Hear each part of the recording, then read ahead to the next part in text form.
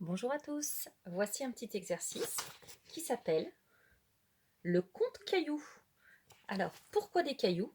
Tout simplement parce que c'est ce que l'on trouve partout à la maison et qu'il y en a plein le jardin et on peut même en ramasser au parc quand on va faire un petit tour. Donc pour faire ce travail-là, vous avez besoin alors des petits cailloux. Si on n'a pas de petits cailloux, on peut très bien remplacer par des petites pièces de monnaie, par des petits cubes, par des petits morceaux de Lego, parce que vous trouvez dans vos jouets à la maison. Ensuite, j'ai fabriqué mes petites cartes avec des 1, des 2, des 3, des 4, des 5, etc. Le signe du calcul, le plus, le égal. Voilà, ça c'est mes premiers supports. Le deuxième support, c'est ma petite ardoise magique qui est fabriquée avec ma feuille blanche, comme vous avez pu le voir dans une autre vidéo. Si je veux faire mon premier calcul, je vais par exemple vouloir faire 2 plus 3 égale. Donc, première stratégie, je vais utiliser le matériel. Si c'est marqué 2, je vais récupérer 2 cailloux. 1, 2, je les déplace et je les place en dessous du numéro. Même chose avec le 3. Puisque c'est plus, il va falloir que je me resserve une deuxième fois.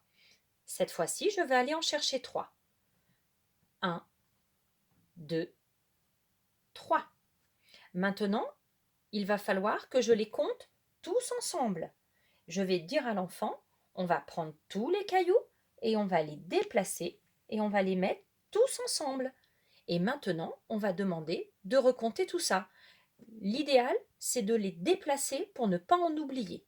Donc, 1, 2, 3, 4, 5. On a donc 5 cailloux quand ils sont tous ensemble. Je peux donc écrire ici que c'est égal à 5.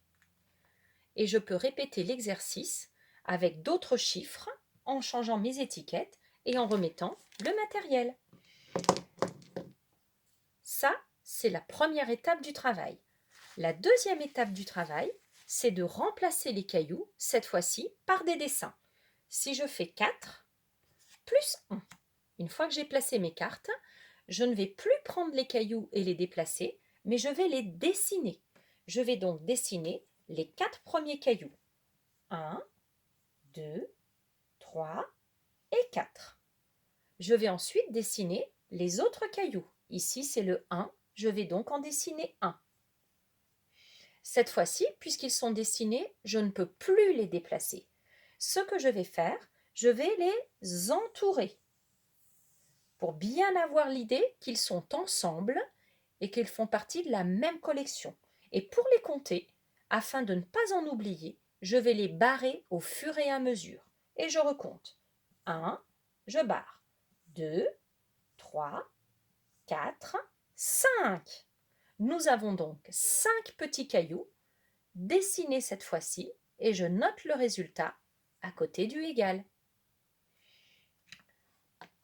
Bon travail à tous!